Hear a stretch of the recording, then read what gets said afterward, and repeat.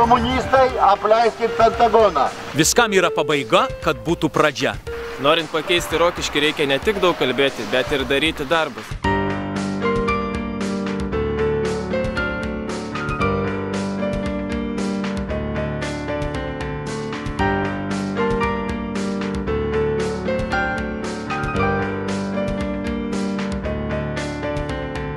Kiekvienas turi savo nuomonę ir ją gali reikšti.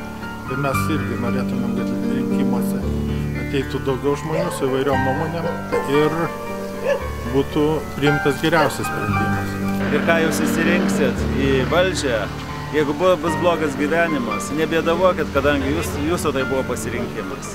Visus kviečiam sekmadienį, tai yra kovo 1 dieną, atvykti ir balsuoti, išreikšti savo pilietinę pareigą.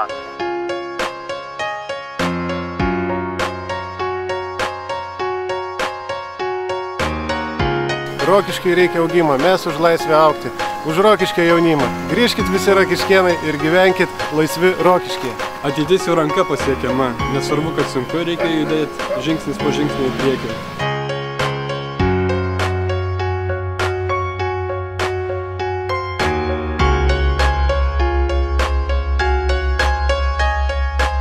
Rokiškio krašto koalicija už laisvę augti yra vienintelė politinė jėga šiandien dienai Rokiškio rajone, kuri gali pakeisti tą, kas šiandien vyksta, pakeisti, kaip aš sakau, politinį absurdą rajone.